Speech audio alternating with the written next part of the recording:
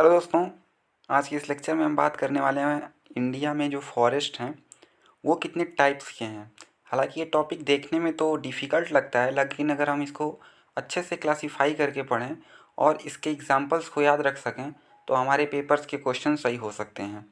तो आज मैं अपना खुद के नोट्स आपके साथ शेयर कर रहा हूँ। इसका टेलीग्राम लिंक पे आपको इसका नोट्स मिल जाएगा। डिस्क्रिप्शन बॉक्स में मैं आपको टेलीग्राम का लिंक दे दूँगा।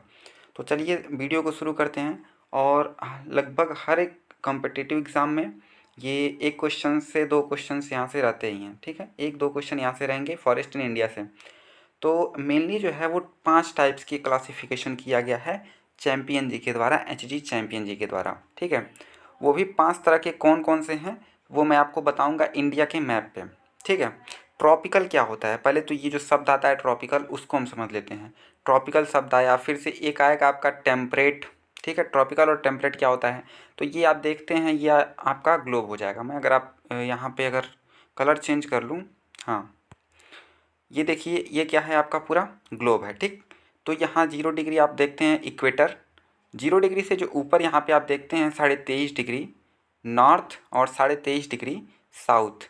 तो जो इनके बीच का जो एरिया होता है, ये वाला जो एरिया होता है, इसको हम ट्रॉपिकल एरिया कहते हैं, ठीक है। इसके ऊपर आप जाएंगे 23.5 के ऊपर और 66.5 यानी कि 66.5 डिग्री से नीचे और 23.5 डिग्री से ऊपर, नॉर्थ और साउथ दोनों की हम बात कर रहे हैं। इस रीजन को जो है हम बोलते हैं टेम्परेट रीजन। क्या बोलते हैं? टेम्परेट रीजन बोलते हैं। तो ट्रॉपिकल और टेम्परेट में आपको अंतर समझ में आ गया होगा। तो देखिए जो पहला टाइप है, 5 टाइप का बताए थे चैंपियन जी ने, और जो उसमें पहला है वो है ट्रॉपिकल एवरग्रीन फॉरेस्ट। एवरग्रीन का मतलब होता है हमेशा वहाँ पे जो है किसी भी वृक्ष के जब हमेशा पत्ते होते हैं तो हम उसको जो है सदाबहार कहेंगे, ठीक है। मतलब उसके घर में हमेशा ही बहार आई रहेगी, हमेशा उसके जो पत्ते रहेंगे वो हरे भरे रहेंगे, ठीक है। ऐसे आप याद रख सकते हैं। तो जो ट्रॉपिकल एवरग्रीन फॉरेस्ट होता है उसके पत्ते साल भर में कभी नहीं झड़ते हैं, हमेशा जो है उस पर पत्ते बने रहते हैं। झड़ने इन द सेंस क्या है कि उस पर पत्ते हमेशा बने रहेंगे, अगर झड़ेगा भी तुरंत जो है तो दूसरा आ जाएगा, ठीक। अब अगर हम जो इसके मेन पॉइंट्स हैं कि क्या क्या इसके लिए क्राइटेरिया, क्या क्या इसके फीचर्स होते हैं, उसको अगर हम देखें तो जो एनुअल रेनफॉल होता है वो 200 सेंटीमीटर होता है। कितना होता है? 200 सेंटीमीटर। एनुअल टेम्परेचर जो होता है 200 सेंटीमीटर का मतलब बहुत हाई रेन हो गया, ठीक है, हाई रेनफॉल हो गया यहाँ पे 200 सेंटीमीटर। एनुअल टेम्परेचर 20 डिग्री से अधिक होना चाहिए, 20 डिग्री सेल्सियस से अधिक होना चाहिए। ट्री की जो हाइट होती है ऐसे फॉरेस्ट में वो 60 मीटर या उससे अधिक होता है, ठीक है। और ये कहाँ पाए जाएंगे? तो वेस्टर्न स्लोप ऑफ वेस्टर्न घाट, फिर अंडमान निकोबार और एनी रीजन यानी कि north eastern region of hills, ठीक। अब आप समझिए जो ट्रॉपिकल एवरग्रीन फॉरेस्ट हैं वो ऐसे जगह पे होंगे जहाँ पे बहुत अधिक वर्षा होगा। ये जो ग्लोब मैंने आपको बताया था, ये 0 डिग्री जो मैंने आपको बताया था, तो यहाँ पे सूर्य का जो लाइट है वो परपेंडिकुलर पड़ता है इस रीजन में, इसीलिए यहाँ पे ज़्यादा जो है जल जो है इवोपरेट होता है और यहाँ पे ज़्यादा बरसात होती है, इसीलिए इस एरिया को जो है ट्रॉपिकल कह रहे हैं, ठीक। जब ट्रॉपिकल कह रहे हैं तो जो ये ट्रॉपिकल एवरग्रीन फॉरेस्ट आ रहा है इसमें भी अत्यधिक वर्षा होनी चाहिए। तो भारत की अगर हम बात करें, चूँकि हम इंडिया के पर्सपेक्टिव में पढ़ रहे हैं, तो इंडिया में सबसे अधिक वर्षा कहाँ पे आती है?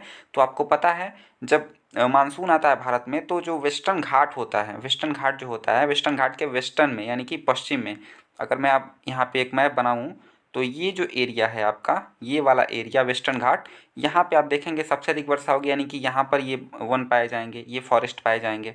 दूसरा यहाँ पे लिखा है अंडमान निकोबार आइलैंड, आप देखेंगे इस साइड जो है वो अंडमान निकोबार द्वीप आइलैंड आपको देखने को मिलेगा। तो यहाँ पे जो है क्या होता है, चूँकि ये एक द्वीप है, आइलैंड है, तो चारों तरफ से वाटर बॉडी से घिरा हुआ है। तो जब भी टेम्परेचर हाई यहाँ पे है, तो जब टेम्परेचर से इवेपोरेट होता है पानी और वहाँ पे जो है हमेशा वर्षा होती रहती है। तो यहाँ पर भी देखने को मिलेगा कि ये वाला ट्रॉपिकल एवरग्रीन फॉरेस्ट देखने को मिलेगा, ठीक। अगला जो है वो है एनी रीजन। एनी रीजन बोले तो जो आपका ये नॉर्थ ईस्टर्न रीजन है, यानी कि जिसमें 7 सिस्टर्स आपके आते हैं, वो वाला रीजन। तो वहाँ पे आप देखेंगे तो गारो, खासी, जयंतिया ये सब पहाड़ियाँ हैं। और जब मानसून का बंटवारा होता है, यानी कि जब डिवाइड होता है मानसून, जैसे इधर से मानसून आता है तो जो मानसून सीधे चला जाता है तो जो यहाँ पे आप देखेंगे नॉर्थ ईस्टर्न एरिया है वो यहाँ पे जाके टकराता है, ठीक है। तो यहाँ पे गारो खासी जयंती आपको पता होगा कि मासिन नाम में सबसे अधिक बरसात होती है। तो चूँकि ये जो एरिया है यहाँ पर भी बहुत अधिक बरसात होगी तो यहाँ पर भी ये ट्रॉपिकल एवरग्रीन फॉरेस्ट देखने को मिलेगा। तो अगर क्वेश्चन पूछा जा रहा है कि ट्रॉपिकल एवरग्रीन फॉरेस्ट कहाँ पे देखने को मिलेगा, तो आपको बस कंसेप्चुअल क्लियरिटी होनी चाहिए कि बारिश अधिक कहाँ पे हो रहा है, ठीक है। तो नॉर्थ ईस्टर्न एरिया में, फिर से आप देखेंगे वेस्टर्न स्लोप ऑफ वेस्टर्न घाट में और अंडमान निकोबार। अब देखिए इसके एग्जाम्पल्स पूछे जाते हैं तो एग्जाम्पल्स आप सनलाइट से याद रख सकते हैं। सनलाइट जब आती है तो उसमें EMR यानी कि इलेक्ट्रोमैग्नेटिक वेव आते हैं, ठीक है, यानी कि EM और R। तो 3 एग्जाम्पल आपको याद रखने हैं। पहला इबोनी, दूसरा महोगनी और तीसरा रोजवुड। ये 3 एग्जाम्पल आप याद रखिए, इबोनी, महोगनी और रोजवुड, EMR, जो कि यहाँ पे सनलाइट मैक्सिमम पड़ रही है तो इससे आप याद रख सकते हैं, ठीक है। ये पहला हो गया आपका। दूसरा जो टाइप है वो है ट्रॉपिकल डिसीडियस फॉरेस्ट। जो ट्रॉपिकल डिसीडियस फॉरेस्ट होता है इसको भी हम 2 कैटेगरी में बांट सकते हैं। ट्रॉपिकल डिसीडियस फॉरेस्ट, ऊपर जो था वो क्या था, ट्रॉपिकल एवरग्रीन था। एवरग्रीन मतलब सदाबहार, यानी कि हमेशा वहाँ पे उसके जो है पत्ते उस पेड़ पे रहेंगे। डिसीडियस का मतलब होता है, डिसीडियस, ये जो डिसीडियस वर्ड है, पर्णपाती। पर्णपाती का मतलब इसमें आप देखेंगे सीजनल वाइज जो है इसमें जो पत्ते होंगे वो गिरेंगे और फिर जो है पत्ते आएंगे, ठीक है, इस फॉरेस्ट में जो पेड़ होते हैं उनके ऊपर। तो most wide spread forest in India, यानी कि सबसे अधिक अगर बात की जाए तो इंडिया में जो फॉरेस्ट हैं वो कौन से हैं, ट्रॉपिकल डिसीडियस फॉरेस्ट हैं। ये आपको याद रखना है। मानसूनी फॉरेस्ट इनको बोला जाता है, चूँकि मानसून आएगा तब इनके पत्ते आएंगे, फिर मानसून गया उसके बाद कुछ समय बाद इनके पत्ते गिरने लगेंगे, फिर जो है नए पत्ते आएंगे। एनुअल रेनफॉल इनके लिए 70 से 200 सेंटीमीटर चाहिए होगा। और जो एवरग्रीन फॉरेस्ट था वहाँ पे 200 प्लस होता है, 200 सेंटीमीटर मान के चलिए वहाँ पे बरसात होगी ही। इसमें 70 से लेके 200 सेंटीमीटर तक आपको बरसात होनी चाहिए। इसके 2 टाइप्स होते हैं, एक मॉइस्ट डिसीडियस फॉरेस्ट यानी कि मॉइस्ट डिसीडियस फॉरेस्ट और एक ड्राई डिसीडियस। ये आपका नमी हो जाएगा और ये आपका सूखा, यानी कि जो नमी क्षेत्र है अगर वहाँ पे ये डिसीडियस फॉरेस्ट हो रहे हैं तो उसको मॉइस्ट डिसीडियस फॉरेस्ट बोल रहे हैं। ड्राई डिसीडियस फॉरेस्ट इसको बोलेंगे जहाँ पे सूखा क्षेत्र है। सूखा क्षेत्र बोले तो जैसे मान लीजिए पेनिनसुलर जो है, पेनिनसुलर एरिया है, जैसे मान लीजिए अगर ये मैं मैप बनाऊँ इंडिया का, एक सेकेंड, इसको देखिए, ये जो एरिया है पेनिनसुलर एरिया है, यहाँ पे आप जानते हैं ये जो पश्चिमी घाट है इसके इधर बारिश कम होगी, बारिश कम होगी तो यहाँ पे जो होंगे, यहाँ पे जो वन होंगे वो आप देखेंगे तो ड्राई डिसीडियस फॉरेस्ट आपको देखने को मिल जाएंगे, ठीक है। यहाँ पे आप बात करें ईस्टर्न स्लोप ऑफ वेस्टर्न घाट, देखिए जो मोस्ट डिसीडियस फॉरेस्ट है ये जो ईस्टर्न घाट है, यहाँ से कुछ ही बारिश जो है इसके ईस्ट यानी कि पूरब में हो पाता है, ठीक है। तो इसलिए यहाँ पे क्या पाया जाता है, मॉइस्ट डिसीडियस, चूँकि कम पानी की आवश्यकता है, 70 से 200 चाहिए, उतना भी कम नहीं चाहिए लेकिन मीडियम में चाहिए। तो ईस्टर्न स्लोप में आपको देखने को मिलेगा वेस्टर्न घाट के, ठीक। तो यही यहाँ पे लिखा हुआ है कि रेनफॉल यहाँ पे आप देखेंगे मॉइस्ट वाले में 100 से 200 सेंटीमीटर चाहिए, नॉर्थ ईस्टर्न स्टेट में और ईस्टर्न स्लोप ऑफ वेस्टर्न घाट में आपको देखने को मिलेगा, ठीक है। नॉर्दर्न स्टेट मतलब नॉर्थ ईस्टर्न स्टेट जो आपके 7 सिस्टर्स हैं उसमें। एग्जाम्पल्स आपको याद रखने हैं, टीक, शीशम, महुआ, कुसुम और सैंडलवुड। आप ऐसे याद रख सकते हैं, आप जानते हैं कि MTS का पेपर भारत में बहुत लोग देते हैं, तो जो मैक्सिमम MTS यानी कि महुआ, शीशम, महुआ, टीक और शीशम, ये 3 हो गए, महुआ, टीक और शीशम। MTS कुसुम, ये आप याद रख सकते हैं लड़की का नाम, और सैंडलवुड, सैंडल पहन के MTS का पेपर देने गई, ठीक है, ऐसे आप याद रख सकते हैं। चूँकि MTS का पेपर मैक्सिमम होता है तो आप इससे याद रख सकते हैं कि मैक्सिमम जो पेड़ हैं वो कौन कौन से हैं, जो फॉरेस्ट हैं वो कौन से हैं, मोस्ट डिसीडियस फॉरेस्ट हैं, ठीक। ड्राई डिसीडियस फॉरेस्ट की बात करें तो रेनफॉल यहाँ पे 70 से 100 चाहिए, इसमें 100 से 200 चाहिए था। वेटर रीजन यानी कि जो सूखा क्षेत्र होता है वहाँ पे है, फिर ड्राई रीजन में थॉर्नी फॉरेस्ट हो जाते हैं, ठीक है। प्लेन्स ऑफ यूपी बिहार में आप देखने को मिलेगा, और पेनिनसुला ये रेनर एरिया में होगा, ठीक। इसमें खेर और एक्सलवुड, इसके एग्जाम्पल KA याद रख सकते हैं आप, खेर और एक्सलवुड। अगला जो आता है वो आता है ट्रॉपिकल थॉर्नी फॉरेस्ट या फिर थॉर्न फॉरेस्ट। थॉर्न का मतलब होता है बेसिकली कांटेदार। तो जो कांटेदार होता है वहाँ पे, अब देखिए ट्रॉपिकल यहाँ पर भी है, बरसात तो यहाँ पर भी होगा, तो जो 50 सेंटीमीटर से कम अगर वर्षा हो रही है यानी कि रेनफॉल जो है 50 सेंटीमीटर से कम है तो वहाँ पे कांटेदार वृक्ष होते हैं, कांटेदार वृक्ष होते हैं, पत्ते बहुत कम होंगे, पत्ते होंगे ही नहीं, कांटेदार वृक्ष होंगे। सेमी एरिड एरियाज में जैसे पंजाब हुआ, हरियाणा हुआ, राजस्थान हुआ, गुजरात हुआ और MP और UP के कुछ पार्ट्स में देखा जाए तो ये थॉर्न फॉरेस्ट आपको देखने को मिलेंगे। जैसे बबूल का पेड़ हो जाता है, बेर का पेड़ हुआ, खेर का पेड़ हुआ, नीम का पेड़ हुआ, ये सारे जो है वो लीफलेस होते हैं, ठीक है। ये ट्रॉपिकल थॉर्न फॉरेस्ट के कैटेगरी में आते हैं। मैं आपको अभी मैप में सबको बता दूंगा कौन कौन से फॉरेस्ट कहाँ पे हैं। माउंटेन फॉरेस्ट, माउंटेन नाम से आपको स्पष्ट हो रहा है, माउंटेन बोले तो माउंटेन, पर्वत, यानी कि पर्वत जो माउंटेन एरियाज़ में होते हैं। तो यहाँ पे क्या होता है, जैसे जैसे हम एल्टीट्यूड पे ऊपर बढ़ते जाते हैं, एल्टीट्यूड जैसे हम बढ़ाते जाते हैं, हाइट बढ़ती जाती है, तो वहाँ पे क्या होगा, टेम्परेचर कम होगा, और टेम्परेचर कम होगा तो क्या होगा, डिफरेंसेस पाए जाएंगे वनों में। ठीक है, तो कुछ क्वेश्चन ऐसे भी पूछे जाते हैं कि जो हिमालय का जो नॉर्दर्न पार्ट है, हिमालय का जो नॉर्दर्न पार्ट होता है, उसमें वहाँ के जो पेड़ों की हाइट होती है वो कम होती है, जबकि जो नॉर्थ ईस्टर्न हिमालय है वहाँ पे अधिक हाइट होती है। क्यों? तो यहाँ पे जो है वर्षा अधिक पाई मतलब प्राप्त करता है ये। क्यों? क्योंकि जो है यहाँ पे बात करेंगे, ये वाला जो है ऊंचा है, ये वाला जो हिमालय है वेस्ट हिमालय जो है ऊंचा है ईस्ट हिमालय की तुलना में। ठीक है, तो इसकी वजह से यहाँ पे आप देखेंगे तो पेड़ लंबे दिखने को मिलेंगे। आते हैं माउंटेन फॉरेस्ट पे, तो नॉर्थन माउंटेन फॉरेस्ट और साउदर्न माउंटेन फॉरेस्ट। देखिए, डिसीडियस फॉरेस्ट फुट हिल्स, यानी कि जो पर्वत है, जो पर्वत है जैसे हिमालय जो है, हिमालय पर्वत जो है उसके फुट हिल्स पे जो है ये आपको देखने को मिलेगा माउंटेन फॉरेस्ट।